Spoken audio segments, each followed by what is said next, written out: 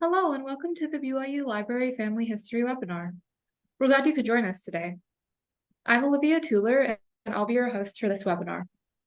If you have technical difficulties during the webinar, please use the chat box and I can address your concerns. You are welcome to use the chat box during the webinar for comments, insights, and questions. However, all questions will be addressed at the end of the presentation. Our next webinar is on November 16th with Catherine Grant. She will be giving a presentation entitled Down Memory Lane, using the Memory tab on the Family Search person page.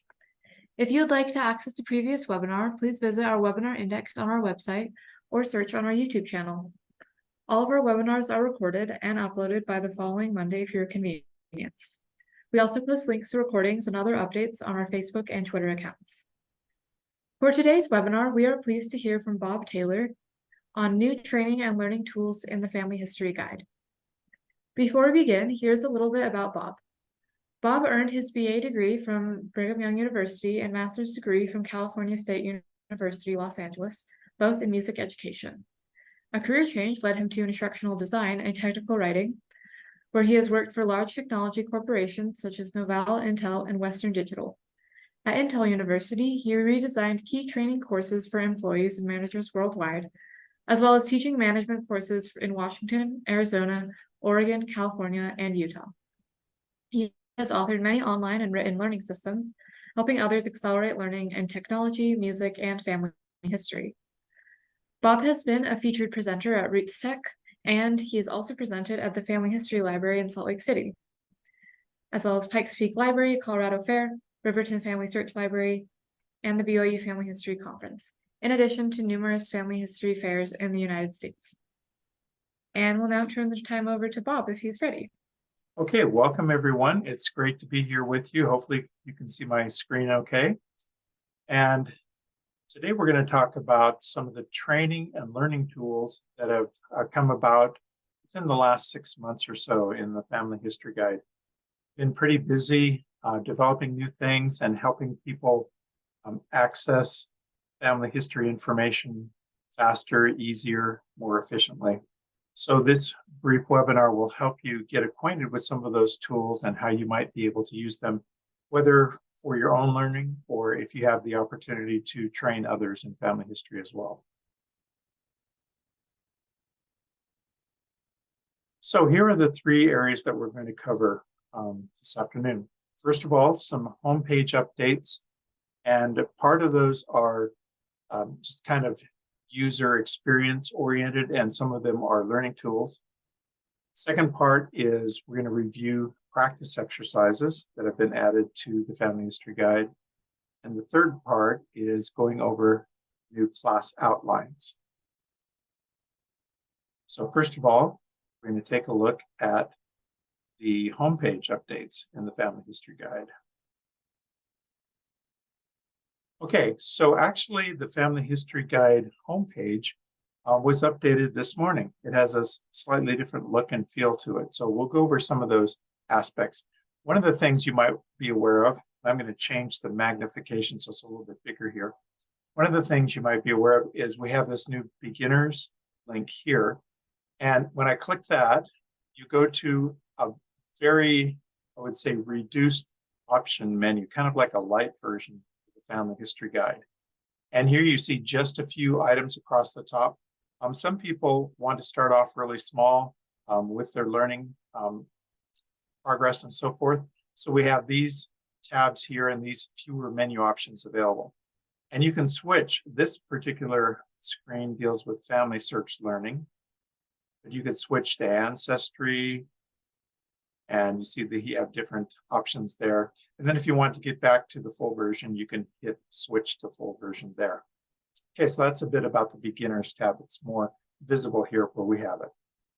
All right, probably the next biggest thing that you would notice here is on the left here, we have a new series of tiles that represent some of the most common things that you would do with the Family History Guide. So learn about us is one thing, and you could go here and learn about the Family History Guide. Close that window. Learning about or getting started with research. There's a page there. Exploring countries, that takes you right to the all countries page where you can select a country to do research. And enjoy activities, that takes you to a home collector page for our family history activities.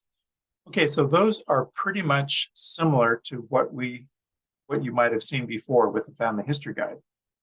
The new things that we've added here are these tiles that deal with learning family search and learning ancestry. So I'm going to click this one.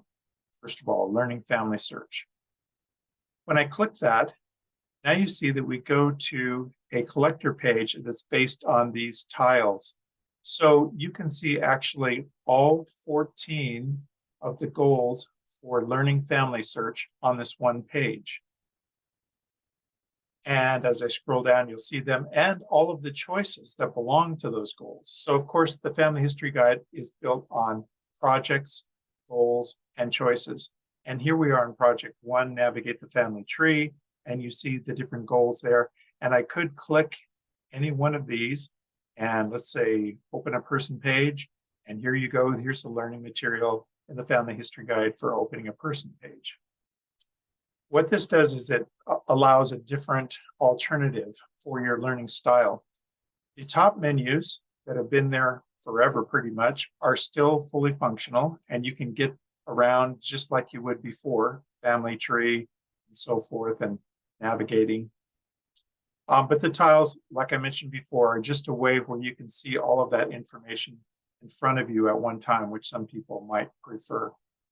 Okay, so up in the top here, we have all of the different projects laid out horizontally. So I could switch to, let's say, Ancestry Family Tree, and I get the collector pages, the goal pages, and so forth in tile format for that particular project. So they go all the way through here, and it's pretty simple, pretty easy to use. One thing to note that is that some of the projects that are not that often used are skips. For example, project 5, 6, and 7 in Family Search, 5 and 6 in Family Tree of Ancestry. And you can access those projects by finding the options from the pull-down menu, so that's not a problem there. All right, so that's an alternate way that you can find information and regulate how you're going through your learning paces here in the Family History Guide. So let's go back to the slides here. Oh, actually, one more thing that I wanted to show, because there was another thing. So back in the home page here, we have a More link. So I can click the More link, and that opens up a small drop-down area here where you can learn my heritage, find my past, DNA research, family history presentations. If you don't see what you like there, you can click this blue search icon, or it opens up a topics page as well.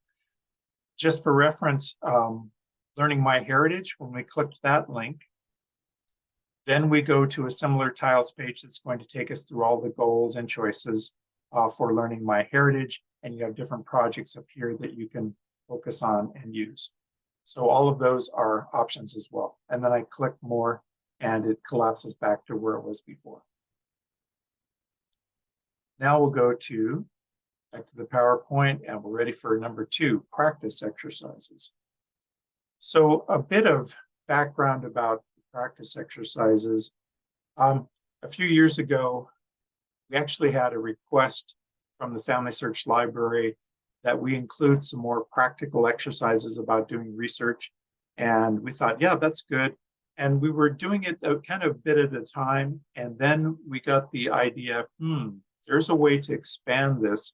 So one of our recent interns, Kaylee Lynn from BYU, who's a BYU family history major there, she helped get the ball rolling with practice exercises, and her specialty is in British Isles research.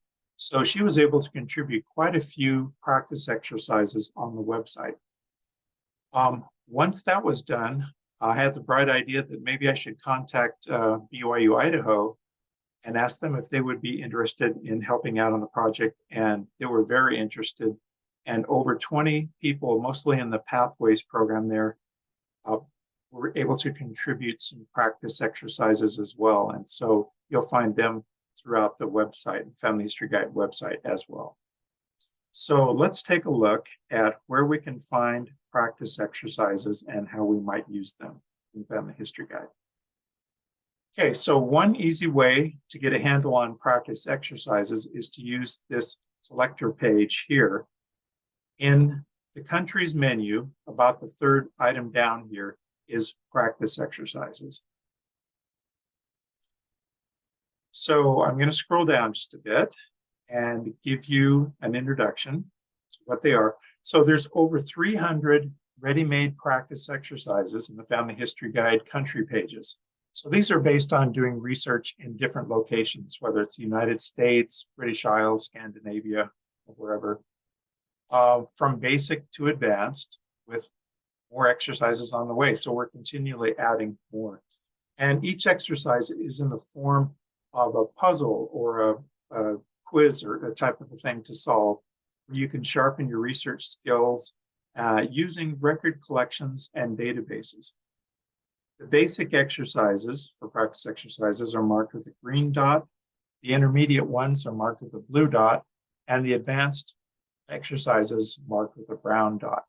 We have a blog article that explains more about the details, and there's a 5-minute features video here that you can click and watch about how to use practice exercises. So I'm going to walk you through a couple of them. They're embedded in many of the choices. But before I do that, I want to show you something we've just added. This is a collector spreadsheet. So when I click the spreadsheet link here in the middle of the page, it opens up a sheet that you can look at, you can even download, and it gives you a brief overview. For example, in the United States, we have US passenger lists, and you could click on that link and go right to that choice in the Family History Guide and be able to find the practice exercises that correspond to passenger lists. And we go through different countries. We have a practice exercise for England handwriting, probate, Ireland surnames, directories, census, lots of different possibilities there. So remember that that's a good way to see at a glance the different practice exercises that are available. Okay, so let's just go find a couple of them. And I'm going to go to the countries page, and I'm going to go to United States, and then California. The states page is down here. And goal 3 is one of them. And you could have gotten these from the spreadsheet as well, but I remember where these are from memory. All right, so we scroll down here a bit, and as we keep scrolling, then you'll see our first candidate here. We have a green dot. That means it's a basic level practice exercise. And I'm going to click on the title here. And basically, this gives you the definition of the problem to solve. So Ichiro Yabu was born on November 14th, 1911.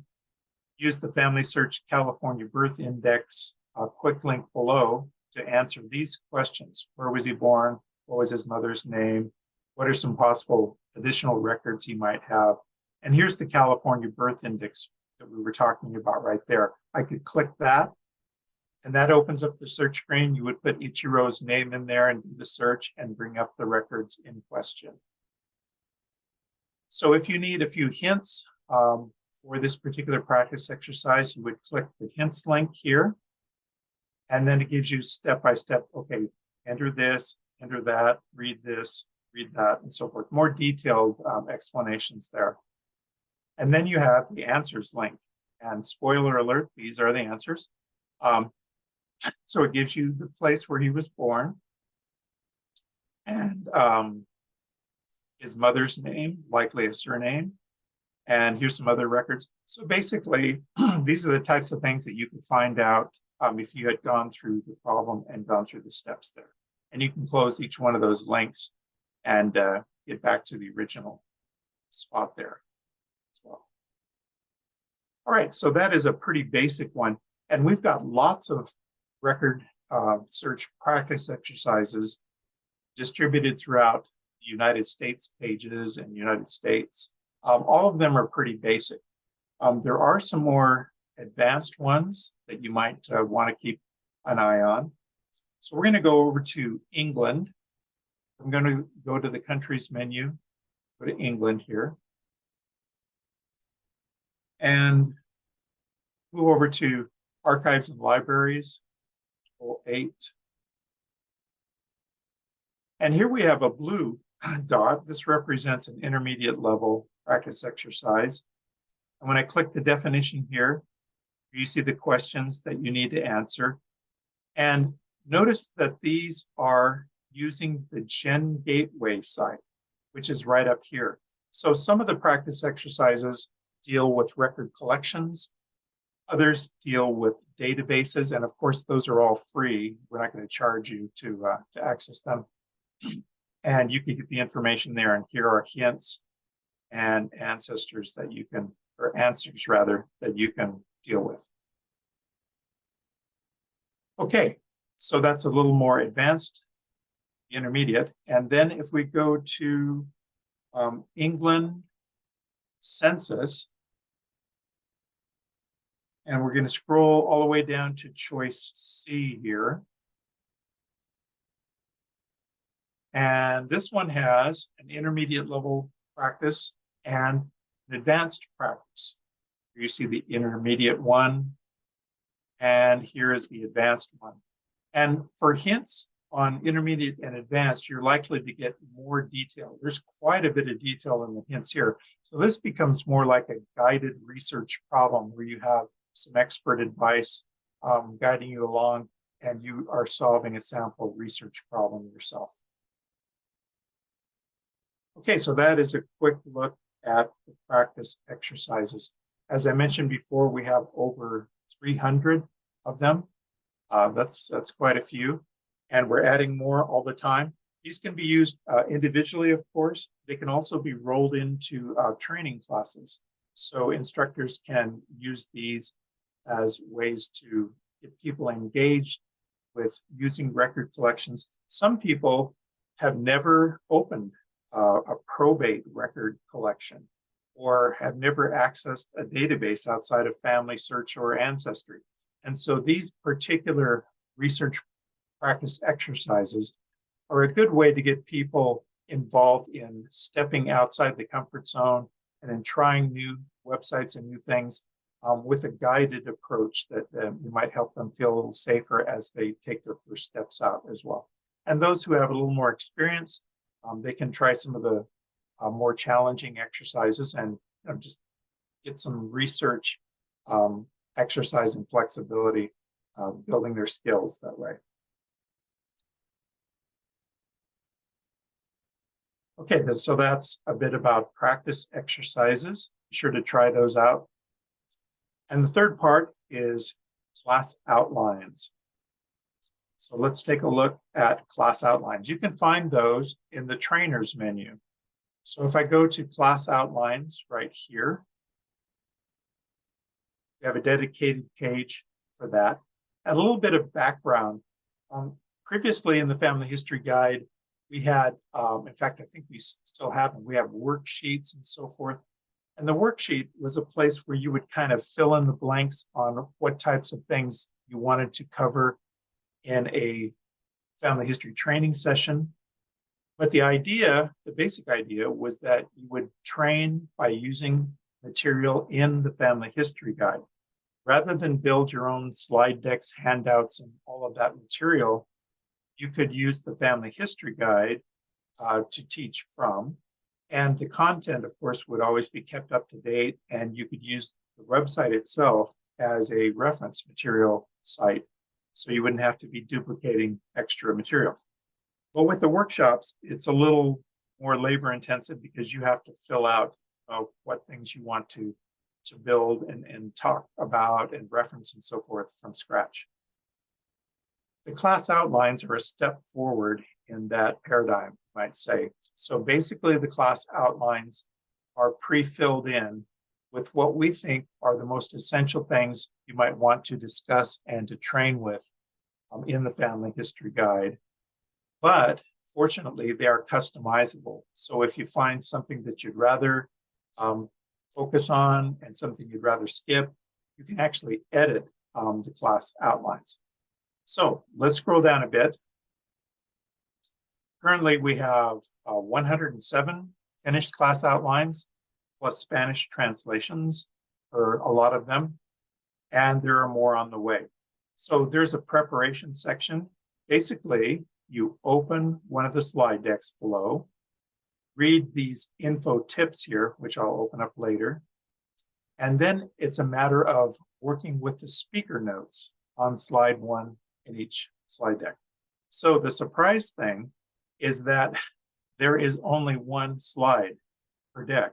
And you may be thinking, well, how in the world are you going to teach a class with one slide? Well, I'll show you how. So let's take this one as a model here. Research learning the basics. And one tip is green border is basic level, blue border is intermediate level, just so you know that. All right, so I'm going to open up this. This is a Google slide. I'm going to open this up. And here you see the slide. But the trick is when I pull this little handle up here, if you're familiar with Google Slides, I'm going to minimize that a bit. You have an extensive speaker notes area. So these are the speaker notes that you would study ahead of time. And this one refers to an article, Genealogy Research by MyHeritage.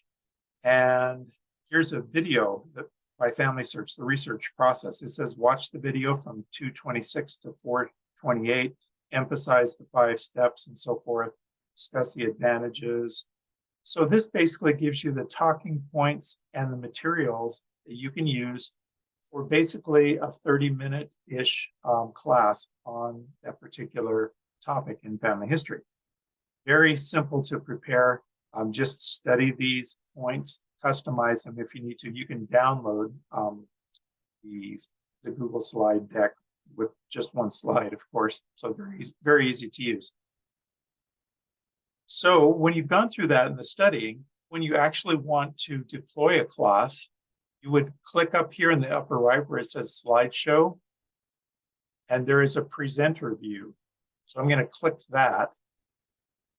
And notice that it opens up this, if you're familiar with PowerPoint, for example, like speaker notes type thing. I'm going to make this fairly compact. And you could pull it up in like in the upper right here. So these basically are your talking points. And this link right here goes to the particular area in the family history guide that you're going to be discussing. So I'm going to click that link. And here we go. Here's the content.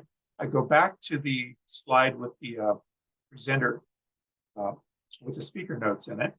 And now I see MH Genealogy Research. Oh, I can open that up. And I scroll down, review what is genealogy research. There we go. There it is. Note the value of doing research in your family tree. Here's a couple sentences about that. So you can see that you can just go through these step by step. And the people that are viewing the presentation do not see the presenter, the speaker notes here. Just you see that. But you have the added advantage of knowing exactly where you're going and all of the resources you're going to use. And the nice thing is that the learners, your audience, get to use the family history guide after the presentation to review or to expand or do whatever they would like to do with that. So that's a quick look at one of the class outlines and the basic format that you would follow to go through that. And these extra windows, of course, you would close up so that you get back to the main webpage as you go. Okay, so back in training class outlines, wherever you see an ES marked here, that means that we have Spanish versions available. So I'm going to click one here.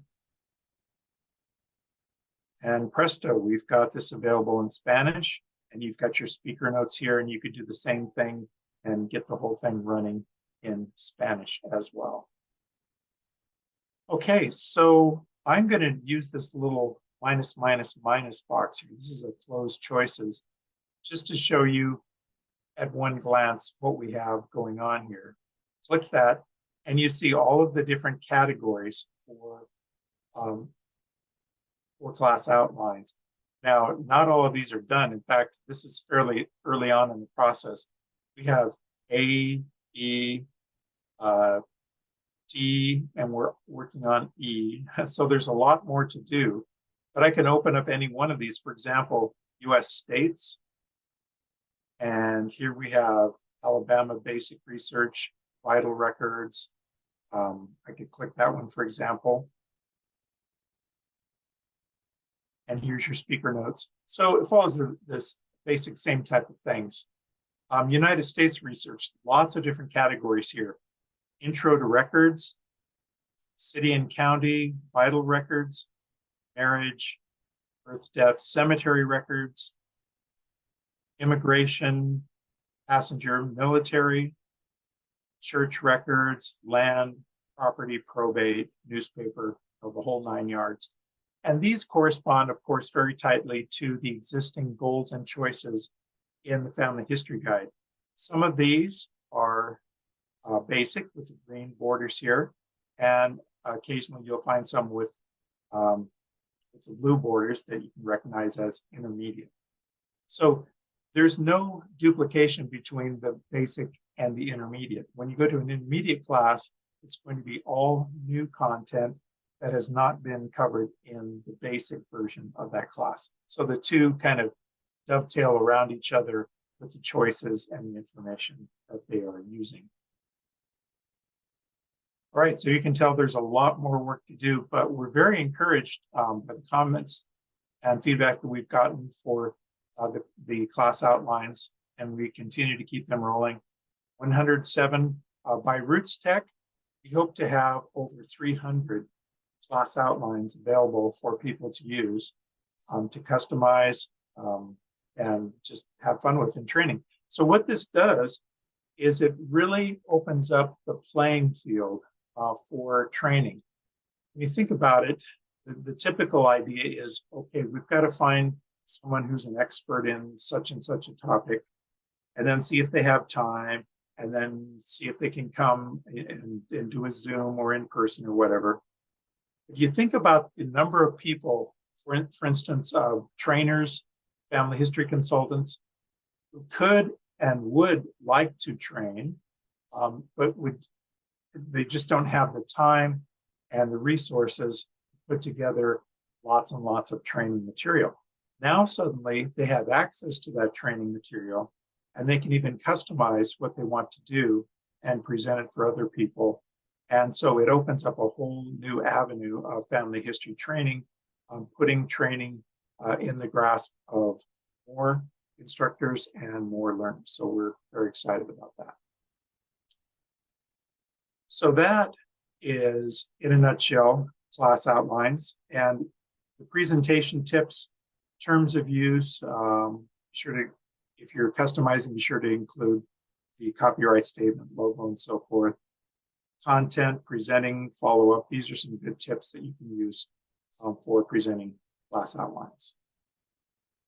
Okay, so back here, that is pretty much what we've covered. We've covered changes to the home page, especially with the learning tiles, and how that puts projects, goals, and choices in front of you in an easy to access format, not changing the pull down menus. That's another way that you can use to access the information. So you have two different ways, pull down menus and the new learning tiles. Number two, you have the practice exercises.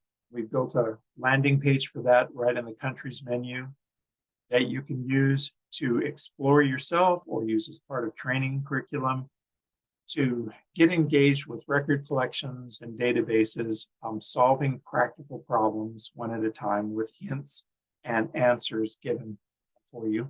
And number three, the class outlines, as you've seen, is a remarkable way, we think, of putting training in more people's hands and allowing them the opportunity to explore the Family History Guide and have training material work for them easier, more efficiently, and more effectively. Great. With that, we've taken a half hour, and I'll turn the time back over to Olivia if there are any questions, comments, and so forth. If you plan on visiting RootsTech in person, be sure to stop by our booth there. Love to get acquainted. Brenda Okay. does say, do you have updated handout materials? Handout materials for this webinar or for something else? I'm not what sure. you're referring to. So just as a general thing, the Family History Guide does not have a lot of handouts itself. We are oriented towards putting the content online so that you can access it easily, electronically that way. Handouts, occasionally we do for webinars. Yeah, she said for the website in general. Right, yeah, we don't have a lot of handouts there. One thing you can do though, if you want printed versions and so forth, is you can use, like there is there's a print friendly specific type of a thing that I showed in an earlier webinar, and you can use that to print out selected copies and so forth. Thank you so much, everyone, for joining us today. We hope you will join us for our next webinar, which is on November 16th with Catherine Grant. She will be giving a presentation entitled Down Memory Lane, using the Memories tab on the Family Tree person page. A recording of this webinar will be made available next week. You can view that on our YouTube channel or on our website. If you have any comments or questions, you can always email us at fhl_webinars@byu.edu or follow us on Facebook and Twitter. Thank you and have a wonderful week.